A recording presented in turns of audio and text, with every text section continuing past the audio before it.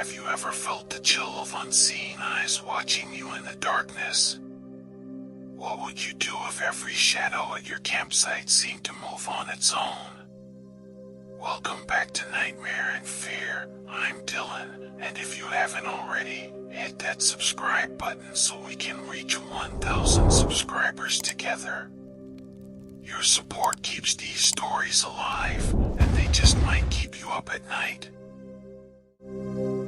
I'm Lars Muller, and when our group of 6 drove up the steep gravel road to Blackthorn Ridge Camp, the air tasted of pine and something coppery. The camper van's headlights revealed an old wooden sign. Blackthorn Ridge Camp, EST 1923.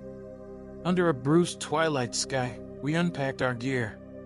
There was Elena from Madrid, Matteo from Rome, Hiroshi from Tokyo, Aisha from Cairo, and my best friend, Colin from Vancouver.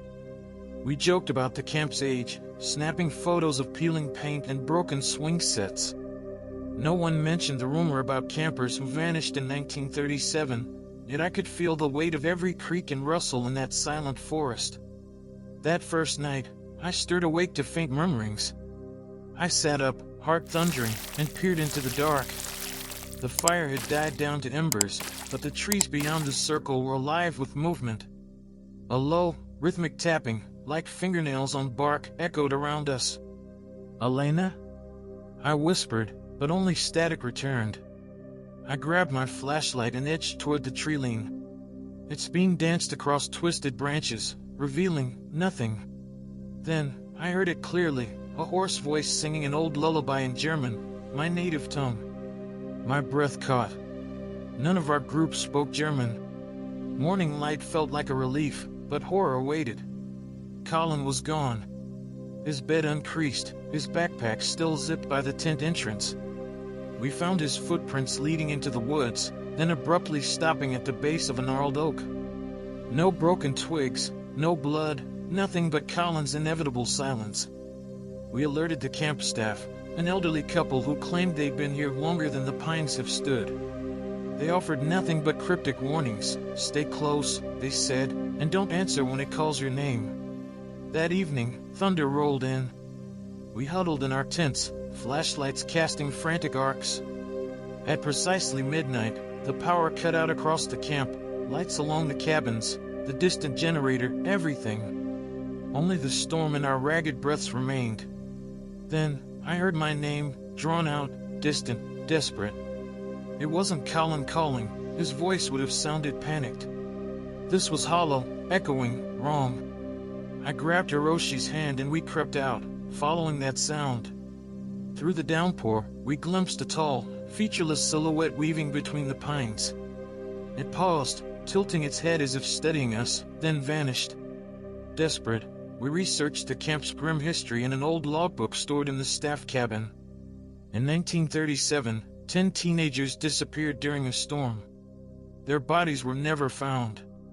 Locals whispered the forest claimed souls, luring them deeper, promising solace, then devouring them whole.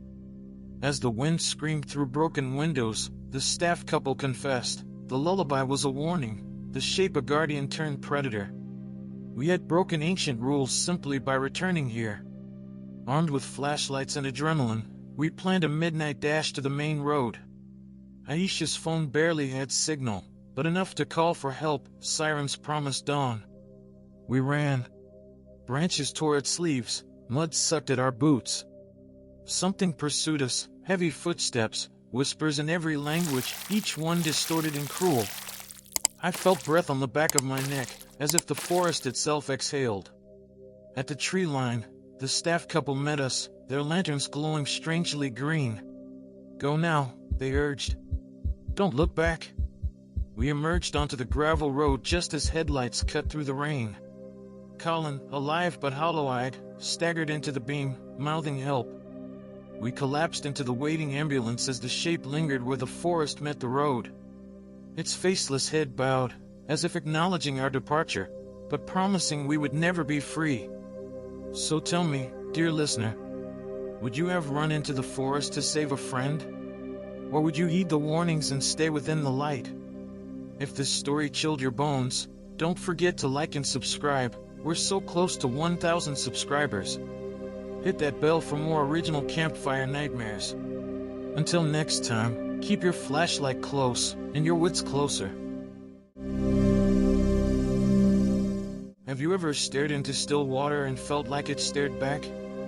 Have you ever heard your own voice echo, but it wasn't quite yours? What if that reflection wanted more than just to mimic you? My name is Beatrice Silva. When my friends and I rolled up to Mirror Lake Camp, the place looked pristine. Tidy cabins, a wooden dock stretching over glassy water, and a sign carved with elegant script. Mirror Lake Camp, where the water keeps your secrets. There was Malik from Johannesburg, Sophia from Sao Paulo, Keiko from Osaka, and my cousin, Jonah from Seattle. None of us believed the old rumor. Campers claimed to see themselves in the lake, doing things they hadn't yet done. That first afternoon, we unpacked and took the rowboat onto the lake. I leaned over the edge, peering at my own face in the water. My reflection smiled before I did. I jerked back, laughing in nervous disbelief, then saw Malik doing the same, except his reflection stared back with empty, black eyes. At sunset, Keiko called us to the dock. She'd carved our initials on a wooden bench. As twilight deepened, our reflections beneath the surface shimmered, warping into twisted shapes. We backed away, hearts pounding. That night, I woke to the sound of water lapping too loudly against my cabin wall. Through the window, I saw shapes gliding beneath the moonlit lake. A soft whisper rose, calling my name in a tone that sounded tender. I bolted upright, drenched in sweat. The next morning, Sophia was missing. Her canoe lay abandoned by the reeds, paddle still in place. We searched the shore, her footprints stopped at the water's edge, and then continued below, as if she'd walked into the lake itself. Desperate, we explored the camp's dusty archive. In a leather-bound journal dated 1928, we found entries by a counselor named Evelyn Moore. The lake shows more than reflections. It shows desire and demands release. Beware the call beneath the water. Evelyn's final entry warned of a breaking of the mirror, a ritual to seal the lake's hunger. The instructions were cryptic. 3 offerings must be placed on the dock under a full moon.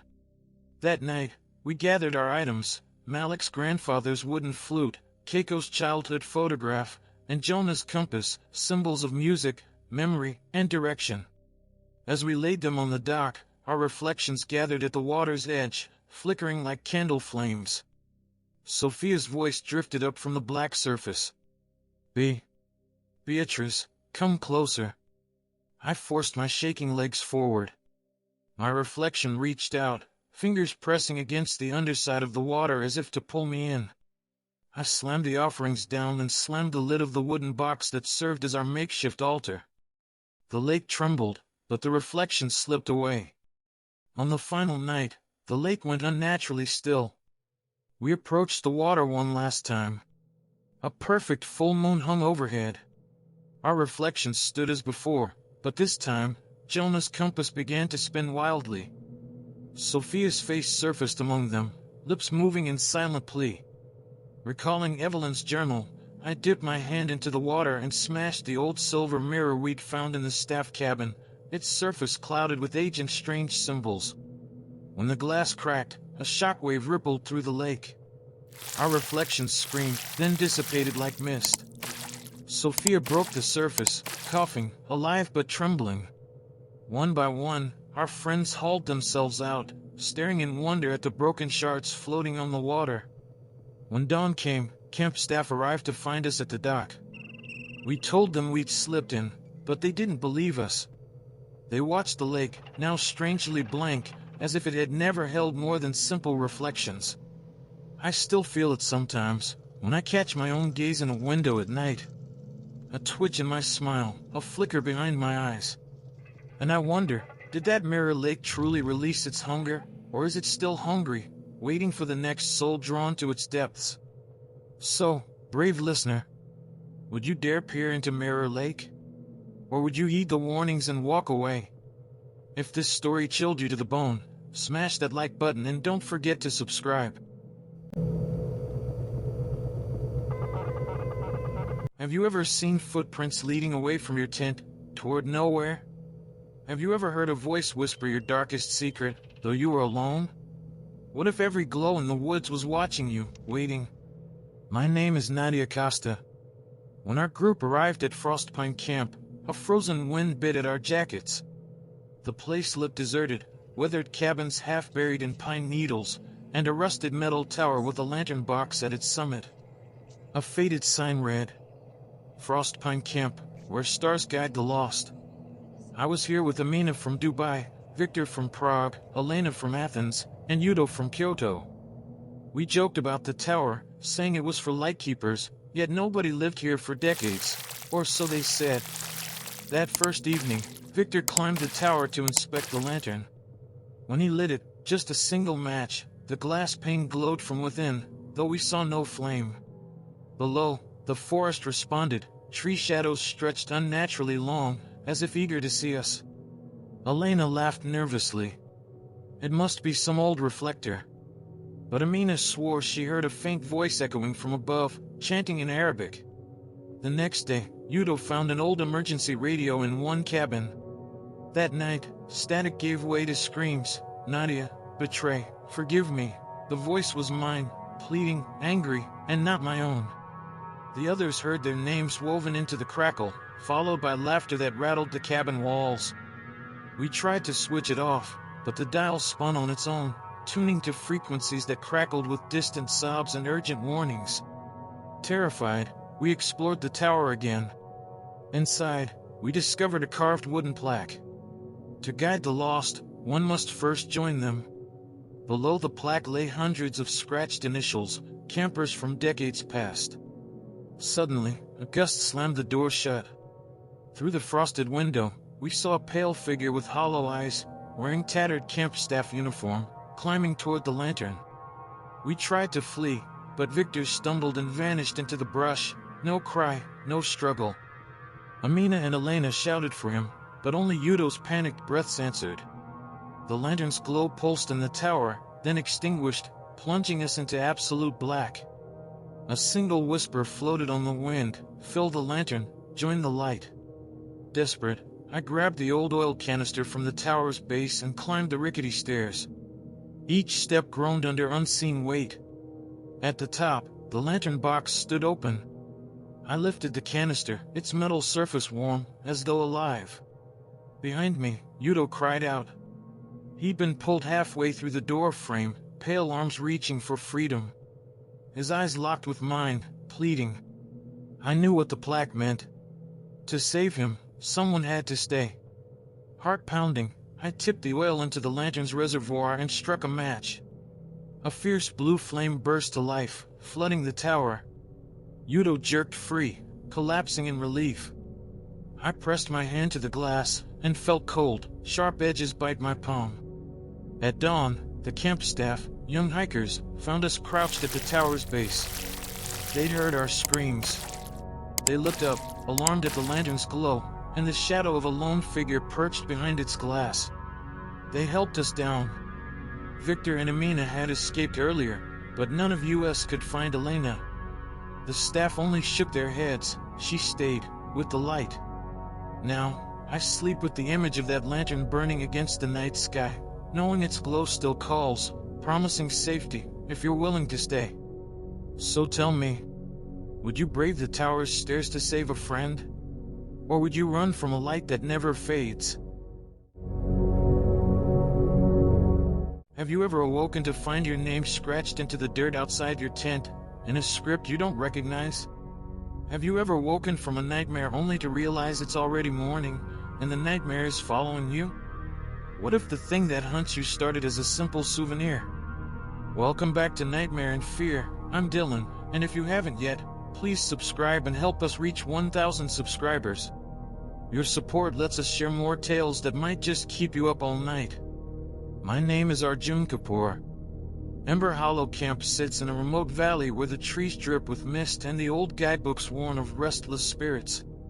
On day 1, our international crew, Anna from Mexico City, Luca from Zagreb, May from Shanghai, and I, took turns exploring the ranger's cabin.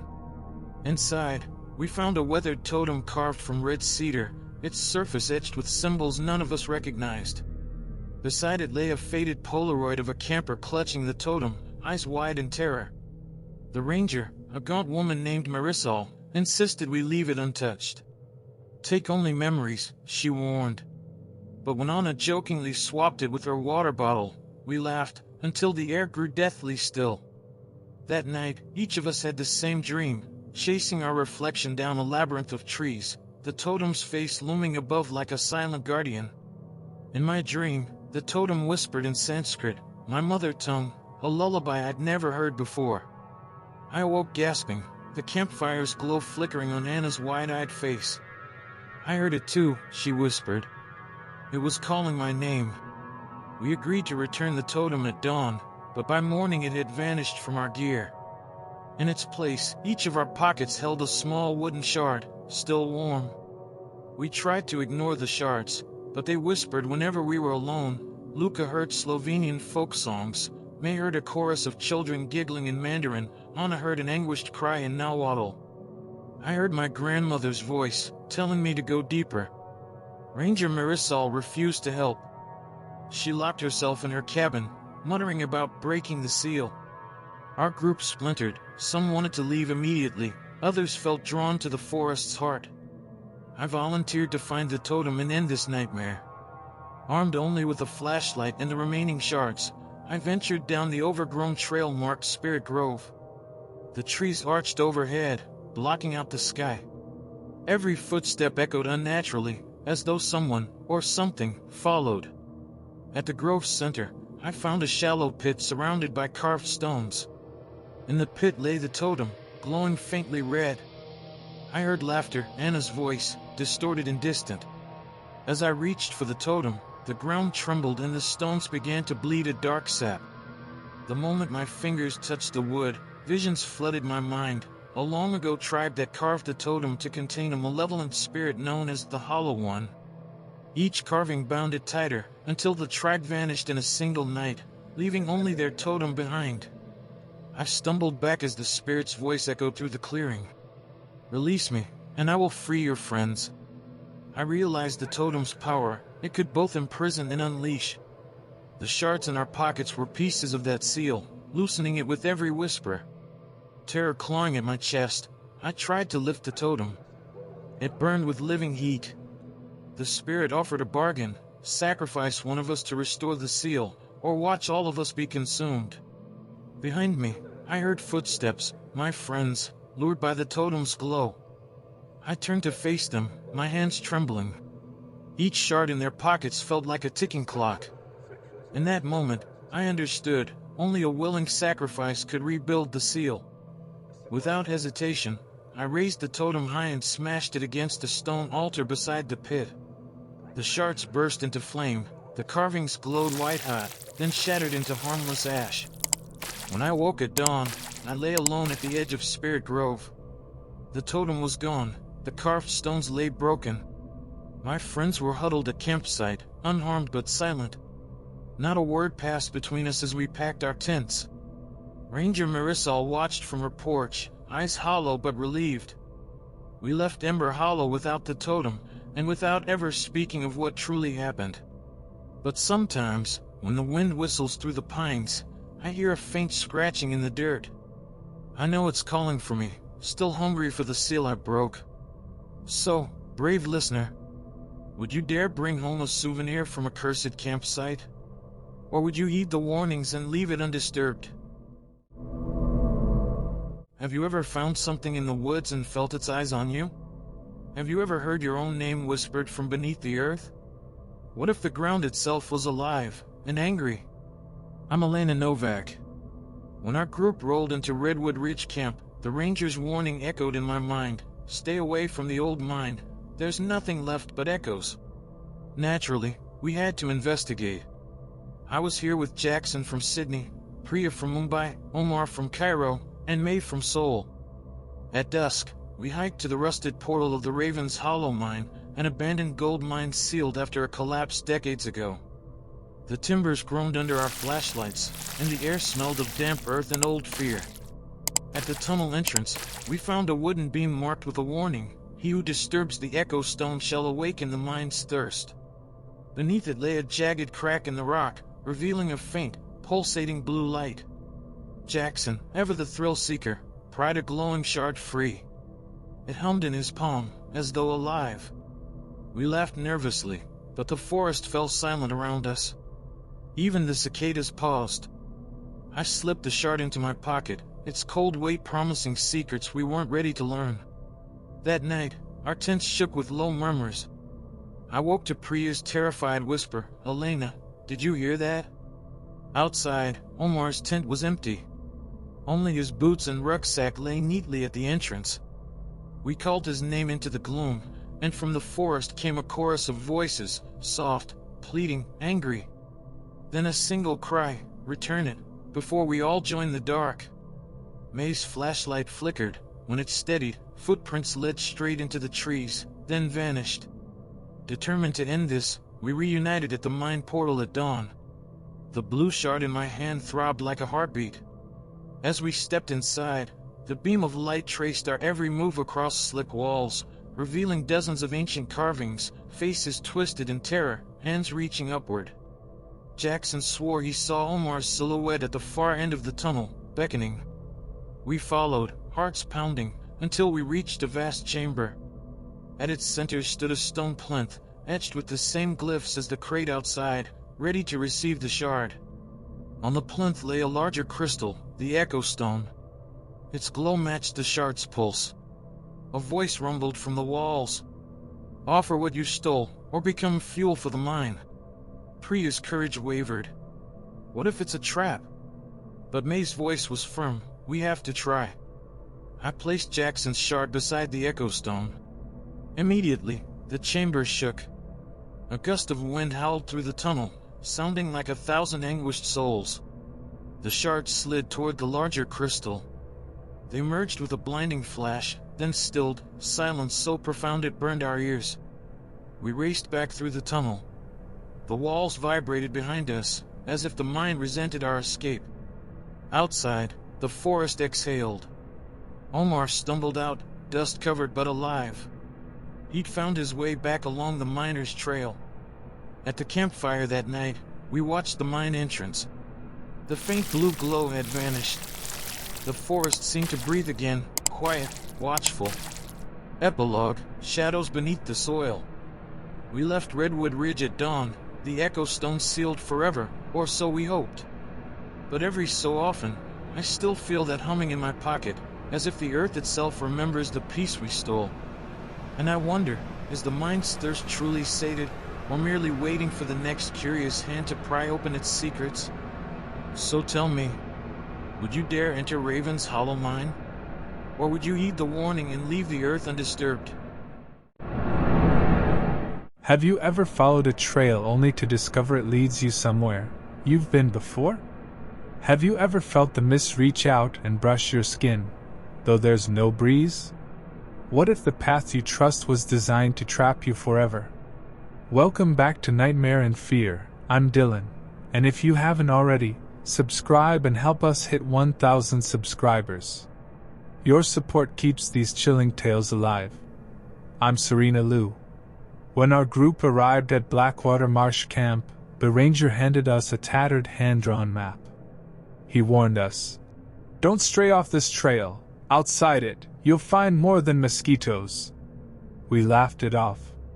My friends were Jonah from Dublin, Tamika from Lagos, Ryu from Osaka, and Sophia from Buenos Aires. The map showed a circular path through the swamp, with 5 landmarks, each marked by an unremarkable symbol: a boot print, a lantern, a toad, a water ripple, and a compass. At midday, we reached the first marker, a single boot sunk into the mud. Jonah joked it belonged to a past camper, until the boot twitched, as if something inside shifted. I knelt to inspect it, and my reflection stared back from the muddy water, but my face was twisted in a silent scream. Startled, we hurried on. But when Jonah looked back, the boot print had vanished, replaced by a second, fresh print, though none of us had stopped. By twilight, We came to the second marker, a rusted lantern hanging from a gnarled cypress. Ryu climbed to retrieve it. The moment he touched the glass, the lantern ignited with a pale green flame that cast our shadows wrong, elongated, kneeling, beseeching. The fog thickened. Sophia's voice called from behind. "Serena! Tamika, come closer!" When we turned, she stood alone, though she'd been trailing Ryu. We gripped each other's arms and ran. The third marker was a circle of toads, silent and still. Tamika knelt to photograph them, and their throats pulsed in unison, croaking our names in a chorus of despair. We fled toward the fourth marker, a shallow pool. At water's edge, Ryu knelt to drink. As he sipped, ripples spread into shapes, our faces screaming from the surface. He staggered back, eyes wide. "It showed me things I can't unsee." Night fell as we neared the final marker. Below a fallen log lay an antique compass. Its needle spun erratically until it pointed back the way we came. We followed it, desperate to escape, only to find ourselves standing before the boot print again. Panic set in. Every landmark looped into itself. We raced along the trail, but the lantern's green flame flickered ahead, drawing us deeper.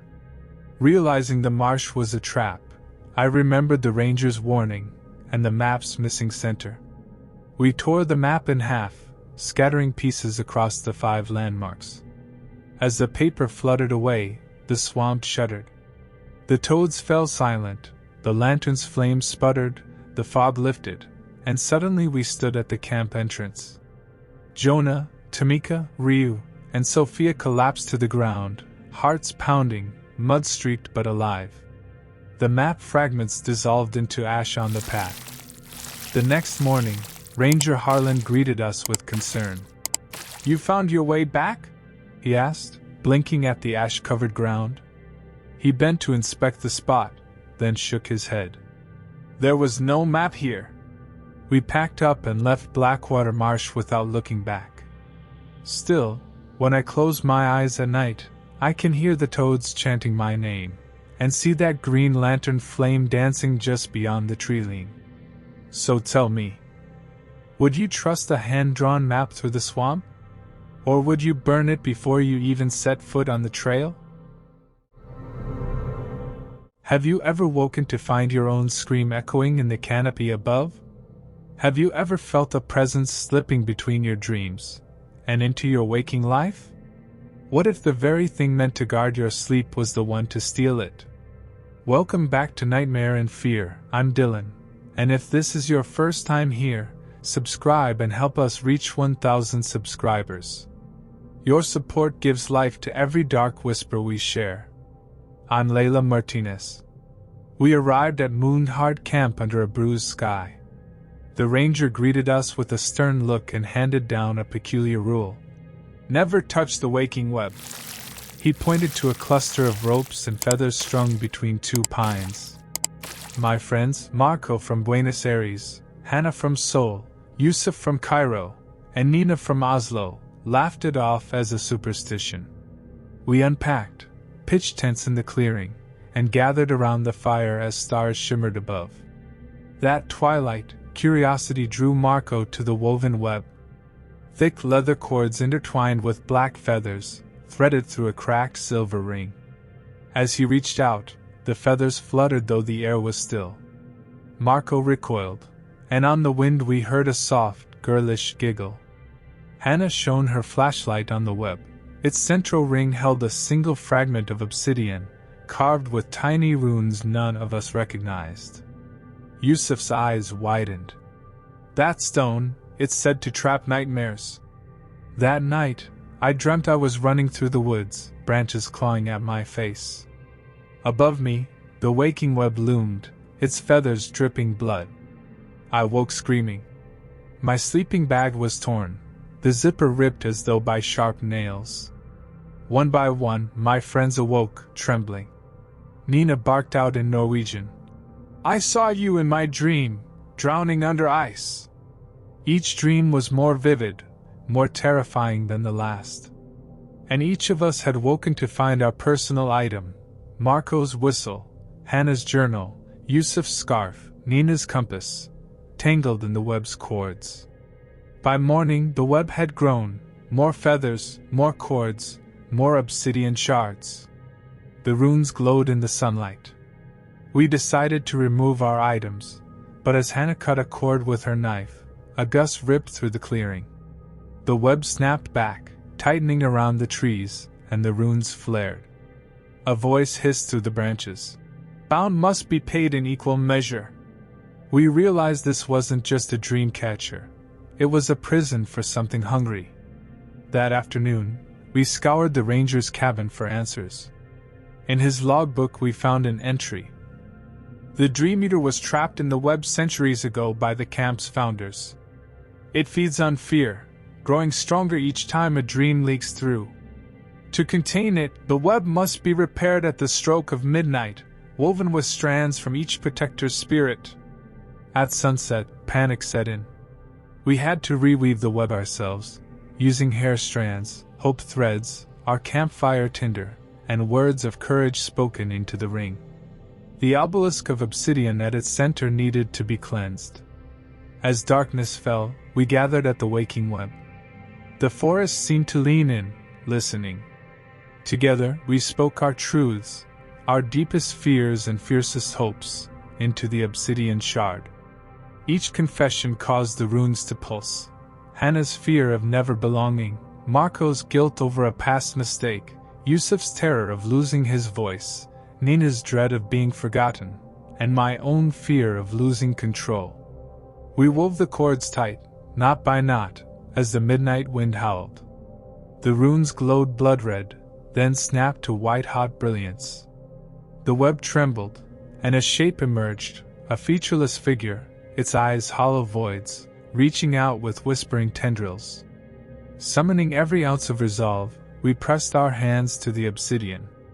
"By our fears and our courage, we bind you!" we chanted.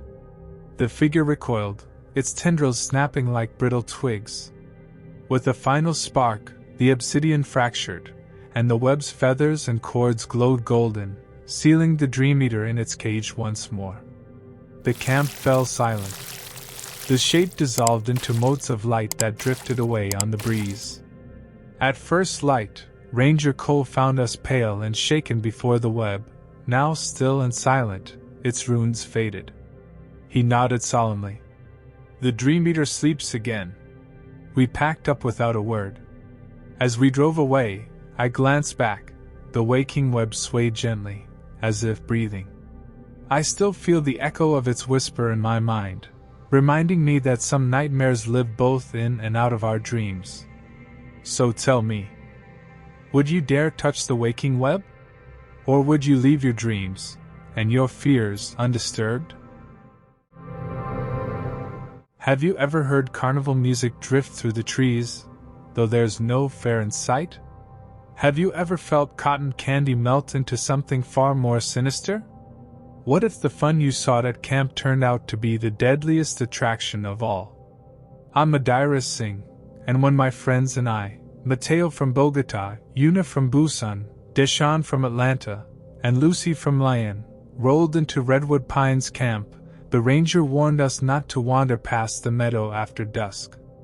"You'll hear music," he said, "but you'll never find its source."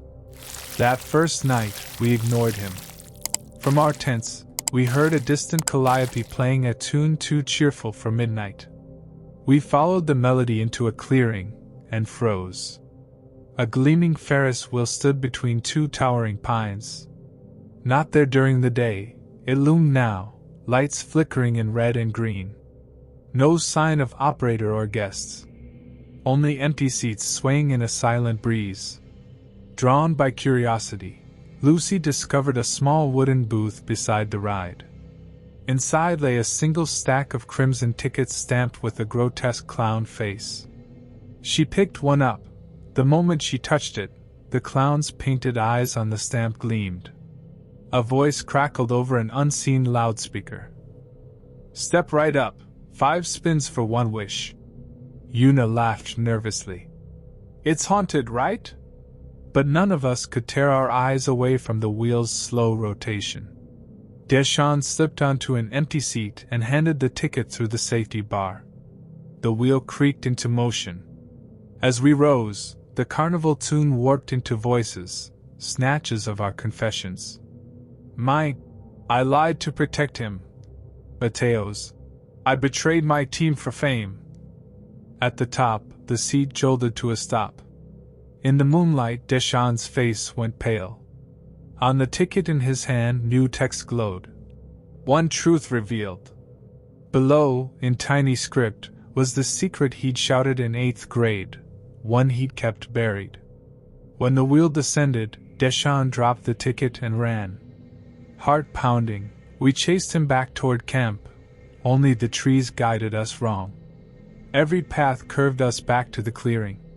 The wheel waited, larger than before. Una held the next ticket. Her entire roll had appeared in her pocket. A shadow moved at the edge of the clearing, a tall figure in a tattered ringmaster's coat, face hidden beneath a top hat. He tipped it politely. Ready for spin 2? One by one, we were drawn back to the seats. Lucas's second spin offered. One regret reclaimed. Suddenly he gasped, clutching his chest, a memory of his sister's birthday he'd skipped, burning in his mind. Lucy's spoke in French, Una's in Korean, Mateo's in Spanish, and each time, the wheel forced them to face something they'd long denied. The ringmaster's voice echoed. After 5 spins, you may leave, if you dare. But each spin left us trembling, and with only 3 tickets left, none of us wanted our darkest truths revealed. Desperate, Adira, that's me, seized the last ticket, but the ringmaster shook his head. Your secrets are already mine. With a sweep of his cane, the wheel's lights dimmed, and sprang back with faces in every seat, our reflections, twisted in clown makeup, mouths agape in silent screams.